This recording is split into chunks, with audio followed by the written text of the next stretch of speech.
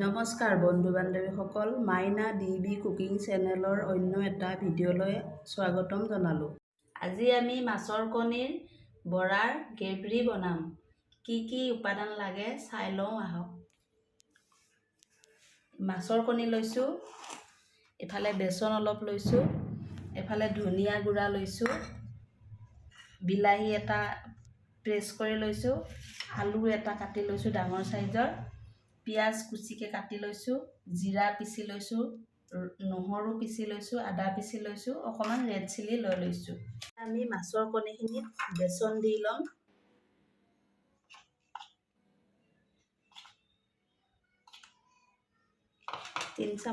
চাৰে তিনি চামুচমান দিছোঁ।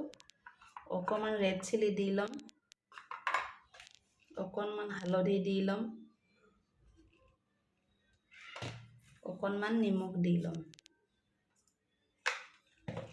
এতিয়া ভালকৈ গোটেইখিনি সানি ল'ম। এতিয়া আমাৰ মাছৰ কণীখিনি বেচন দি ধুনীয়াকৈ সানি ল'লোঁ। এতিয়া আমি গেছটো জ্বলাই ল'ম। কেৰাহীটো বহাই দিম গৰম হোৱালৈকে।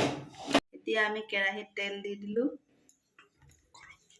গৰম হওক। এতিয়া তেল আমাৰ ধুনীয়াকৈ গৰম হৈ গৈছে। এতিয়া আমি এটা এটাকৈ গোটেইখিনি বৰা এনেকৈ দিম।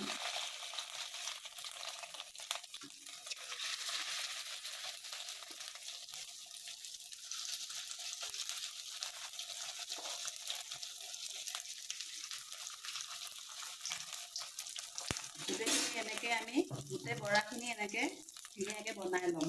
আমাৰ এতিয়া গোটেই বৰাখিনি ভাজা হৈ গৈছে, উঠাই ল'ম।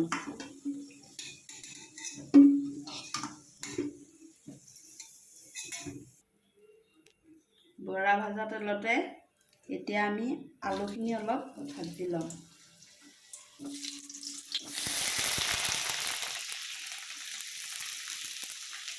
আলুখিনি ৰঙা ৰঙাকৈ ভাজি লৈছোঁ, ভাজা হৈ গৈছে। এতিয়া উঠাই লৈছোঁ।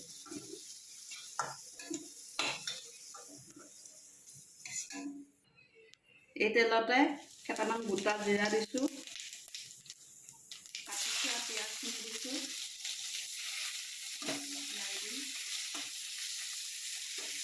পিঁয়াজখিনি অকণমান সময় ভাজিম। এতিয়া পিঁয়াজখিনি অকণমান ৰঙাকৈ ভাজি ল'লোঁ। তাতে এতিয়া আমি পিচি ৰখা আদা দিছোঁ, নহৰু দিছোঁ, জিৰাখিনি দিছোঁ, ধনিয়া গুড়াখিনি দিছোঁ আৰু বিলাহী পেষ্টটো দি দিছোঁ। এতিয়া ভালকৈ লৰাম।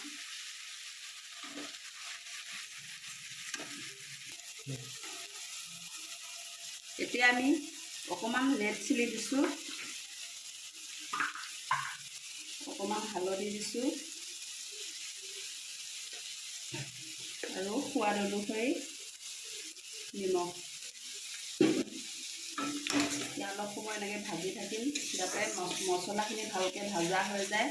এতিয়া আমাৰ মছলাখিনি ভাজা হৈ গৈছে। মছলাৰ পৰা তেল ওপৰত উঠি আহিছে, মছলা ভাজা হৈ গৈছে। তাতে ভাজি ৰখা আলুখিনি দি দিলোঁ। আলুখিনি দি ভালকৈ অলপ সময় লাৰিম। এতিয়া আমি ভাজি ৰখা মাছৰ কণীৰ বৰাখিনি ইয়াতে দি দিলোঁ। দি আকৌ অলপ সময় এনেকৈ লাৰিম, মছলাখিনি যাতে চবতে লাগে।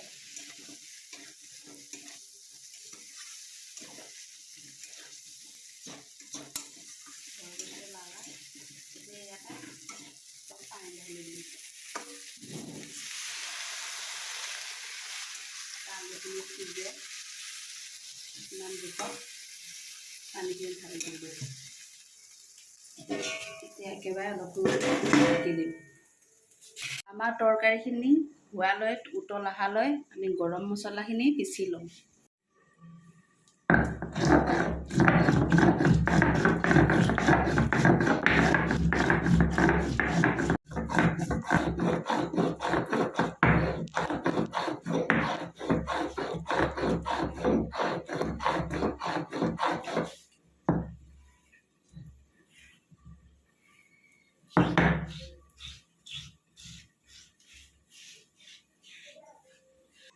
আমাৰ মছলা পিছা হৈ গ'ল, গৰম মছলা। এতিয়া আমি উঠাই ল'ম। এতিয়া আমি অলপ সময় তৰকাৰী হোৱালৈ গৰম মছলাখিনি ঢাকি থ'ম, নহ'লে ঢাকি নথ'লে তাৰ গোন্ধটো গুচি যায়। এতিয়া আমি এবাৰ ঢাকাটো উঠাই চাম, আলু সিজিছেনে নাই। এবাৰ লাৰি দিম। আমাৰ আলু সিজিয়ে গৈছে প্ৰায়। এতিয়া গৰম মছলাখিনি দিম।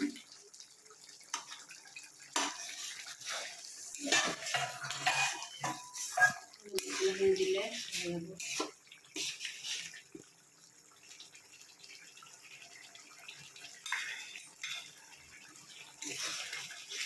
তৰকাৰী হৈ গৈছে।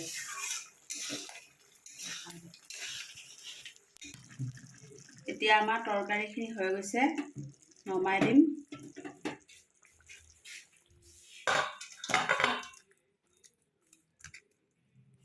কি ধুনীয়া হৈছে চাওক, কালাৰটো ধুনীয়া আহিছে, গ্ৰেভিখিনি ধুনীয়া হৈছে, গোন্ধটো ধুনীয়া আহিছে। এনেকৈ আপোনালোকে ঘৰত বনাই খাব, ভাল লাগিব।